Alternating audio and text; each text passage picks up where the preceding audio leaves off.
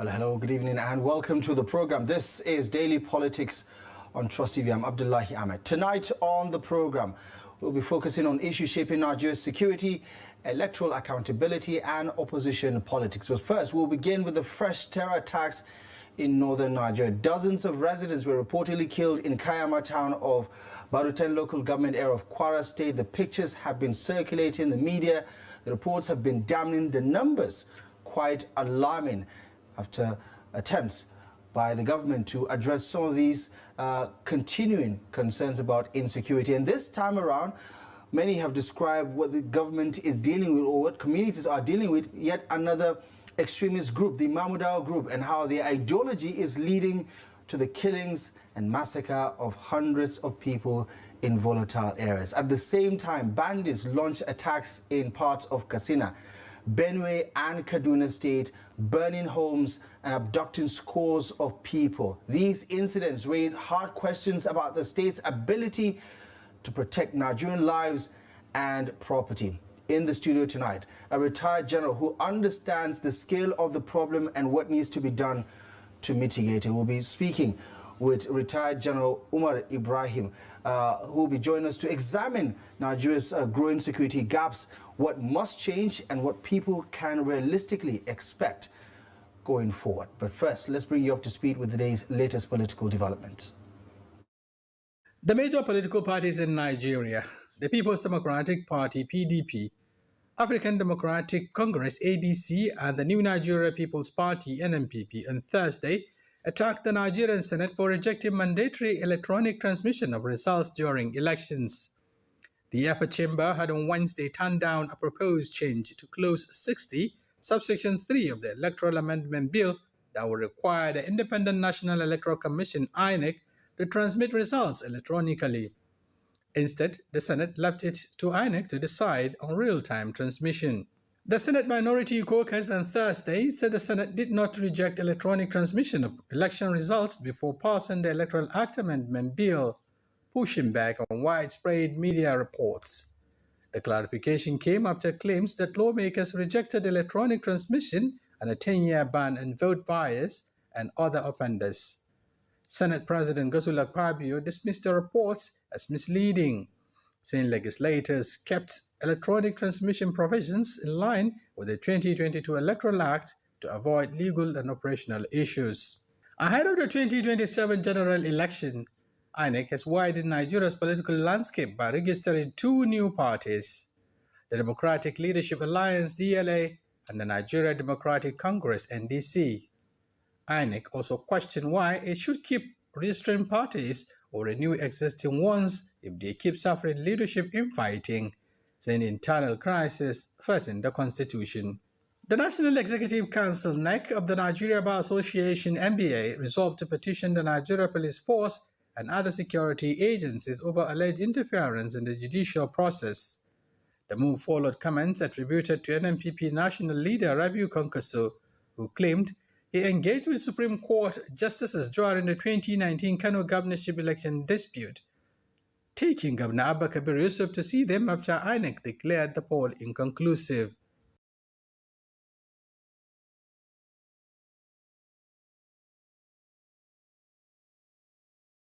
Political developments there. Let's get back to our main conversation. We'll circle back to some of those issues that have been highlighted in our political roundup, because they are also forming of key focus on tonight's conversation, where we get to talk about the controversy around the electoral reform bill that is still in the National Assembly, and what the Senate appears to be juggling regarding that controversy about the electronic transmission of results in future elections. But first, let's talk about national security with retired General U.I. Mohammed, here to provide context to what has been a deadly 48 to 72 hours across parts of northern Nigeria. General, it's always a pleasure to have you on the program. Thank you so much for stopping by this evening. Good to see you. Pleasure coming here. Right. The last 48 to 72 hours have been disturbing, to say the least. Developments in Kwara, developments in Benue, developments even in Plateau, in Wasi, for instance, in Kaduna, in Katsina. and this just mirrors what has become the new normal now over the last couple of years. Is it fair then to assume or to deduce from what Nigerians are saying that the scale of the problem is simply greater than what the government is bringing on board as a solution to Nigeria's growing insecurity problem? Thank you very much.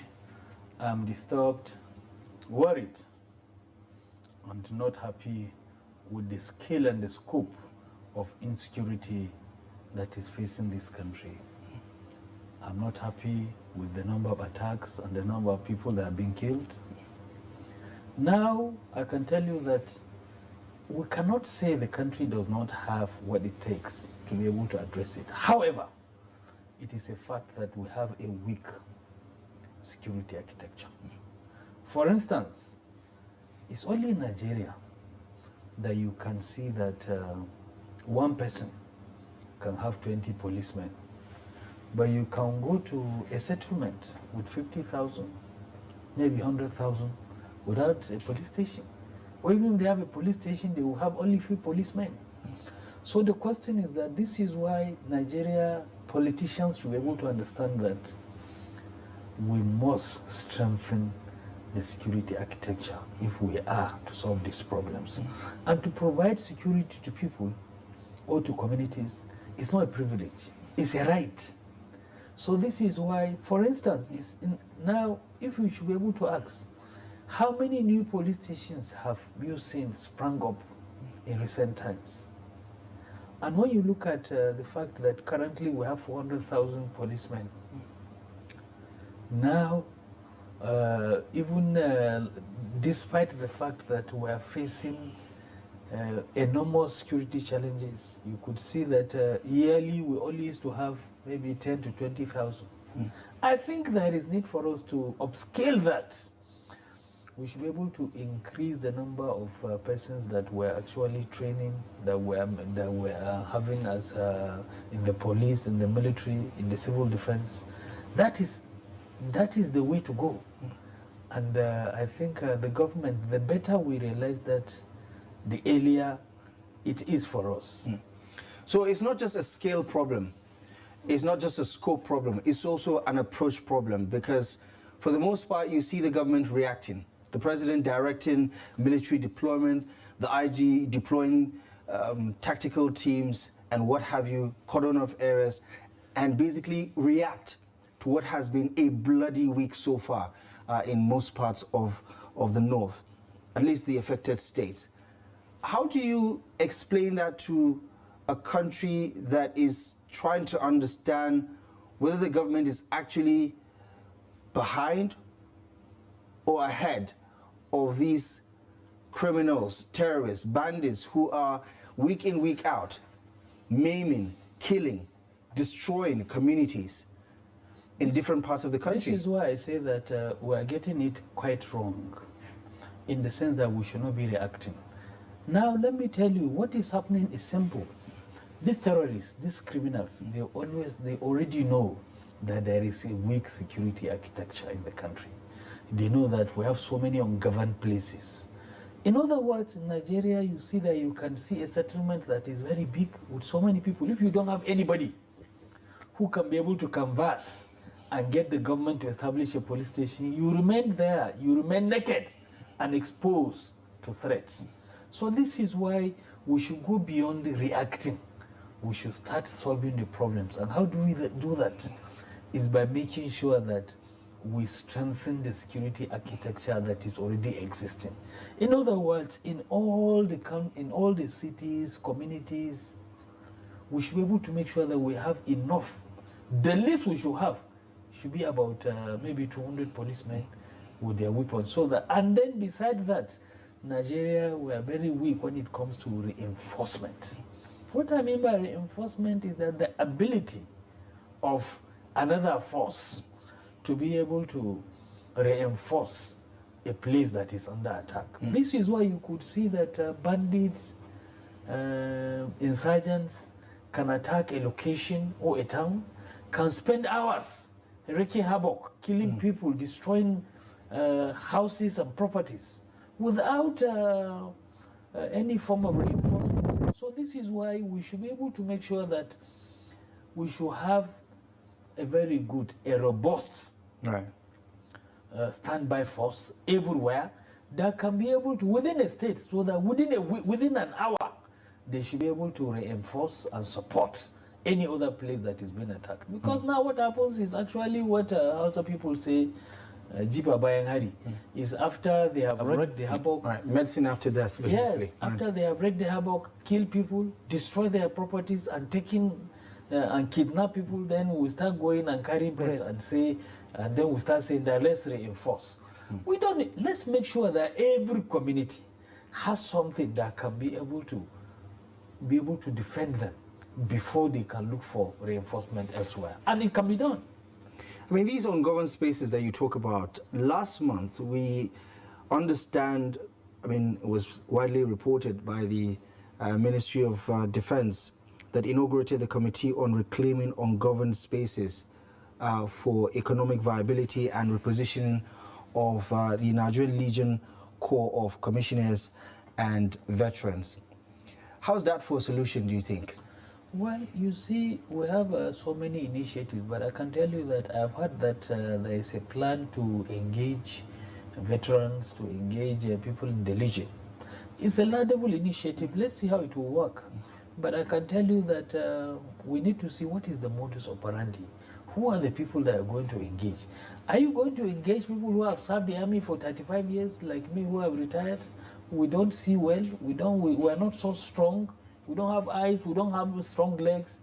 Can we be able to work when it comes to combat?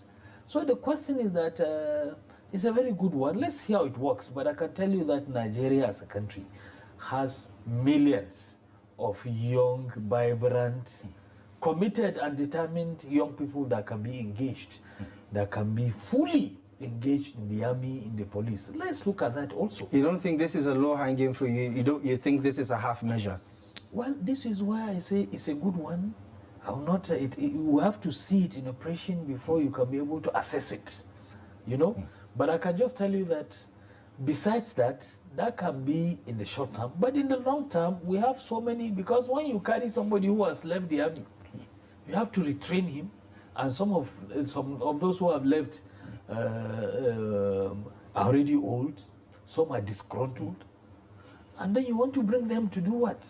This is why I say what we have is that this country we have millions of Nigerians that are unemployed. If you see the recruitment in the police and the military, you will see thousands that have been rejected. Even though I know that one of the key problems, one of the key impediments is the fact that we don't have the facilities to train so many. But if there is a will, there will always be a way. Because, for instance, in the police, besides they have a police training college in Kaduna, they have in Lagos, they have in Enugu, and they have in Ogi. You know, besides that, and then what is the capacity of these training institutions? And even we in the army, our training depot is only in Zaria and Oshobo, and the Oshobo is just coming on stream. So the question is that based on that, there is a limited number of persons that we can be able to bring.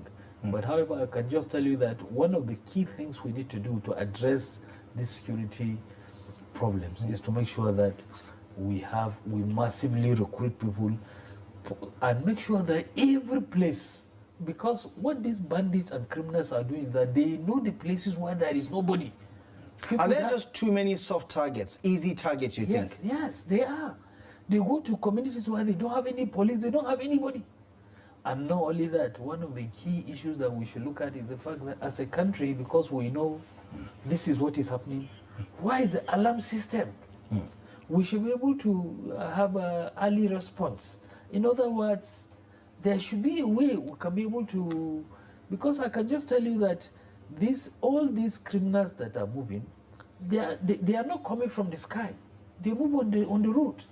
And you can see that in this country, they can move from one place to another. People will see them, and then nothing will happen. People will not pass information. And so all these early warning systems, all these alarm systems, we should be able to have them. Right. But not only that, we should make sure that all communities, it is their right the government should make sure that they have police are armed, but the government should be able to do that. Right. Okay. Let's zero in on what happened in Kayama, because it has grabbed not just national headlines but international headlines. The pictures have been gory.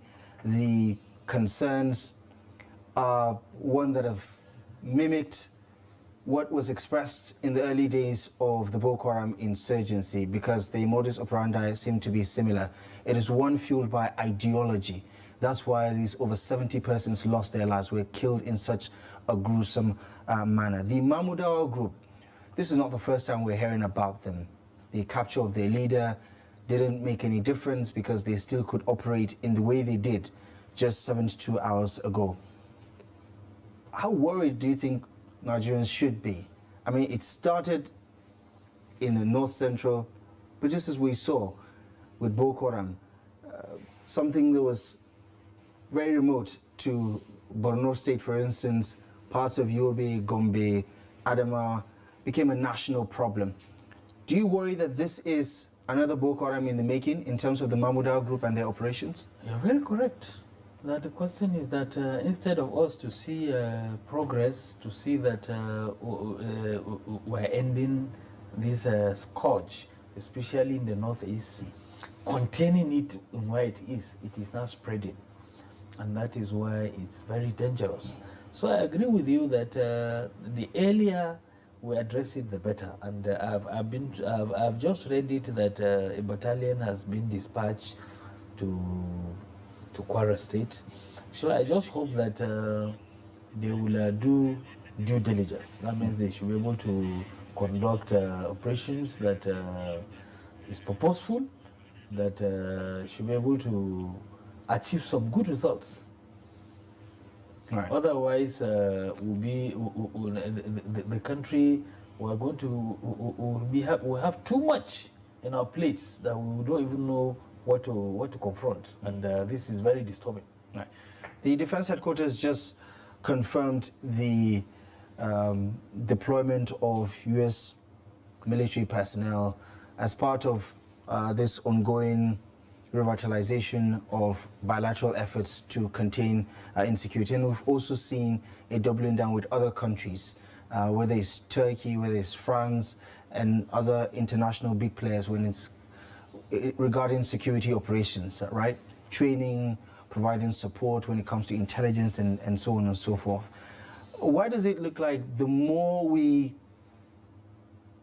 explore these opportunities to engage with bigger military powers on the international scene, the more it looks like there are still so many gaps, whether it's in intelligence, providing support, aerial firepower? Yes, we've been recording a lot of successes over the past couple of weeks, but it does look like the problem itself is multiplying or is seemingly looking insurmountable.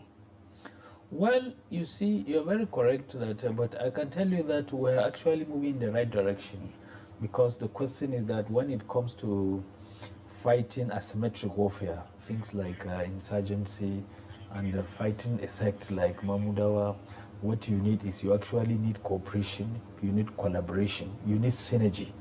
That means in country, there should be synergy between the army and the air force. We should be able to collaborate with the police.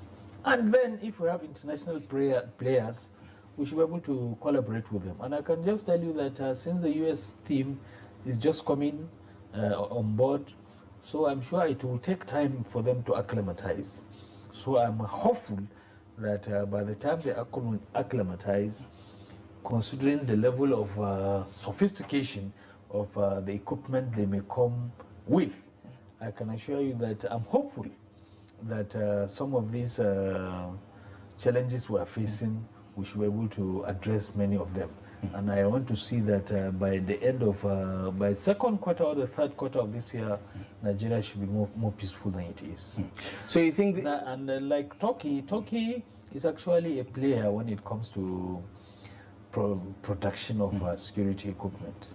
I could remember while I was in the army, there is their own APC, Cobra APC is actually one of the best, one of the most versatile. So I'm happy that we're cooperating with them, and I want to see some of the bilateral agreements we signed, and I want to believe that based on the closer ties we're actually trying to develop with them, that will the country should leverage on it and get more sophisticated equipment that will assist us so that speedily we can be able to end this scourge of insecurity that is facing this country.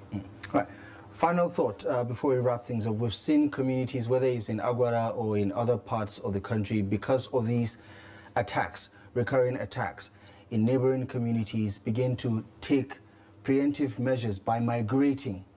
And we do know that the rainy season is just around the corner. We know how agriculture is very important because of food security, but also because of opportunities, job opportunities, economic opportunities, and how these communities heavily rely on agriculture, for instance, for their livelihood. What do you want to see in the meantime, in the short term, from the government to provide some sort of reassurance that some level of safety can be given to communities that need to stay in their communities and not migrate and become displaced as a result of this rising concern? This is where, as I said earlier on, there is nothing more than us improving on the current security architecture. All those ungoverned spaces, is their right for them to be protected. So this is where I was quite happy when the president decided to actually remove some policemen serving some politicians. But I think not much has been recorded. And I want to tell you that that has to be revisited. What I want is that all those communities that are actually exposed, especially farming communities that have actually been forced to migrate, to abandon their locations, and based on that, so many of them may not be able to farm. And that can actually push us into another form of insecurity, because currently we have insecurity of human beings. And if we have food insecurity, that would be too much for us as a country to bear. So my own belief is that the government should quickly intervene. They should make sure that all these communities that are naked, exposed, that are actually at the verge of anything can happen to them, the government should provide them some level of security. General, you are, as always, a pleasure. Thank you so much for the analysis. Good to see you again. Thank you. Thank you so much for your time. Thank you very much.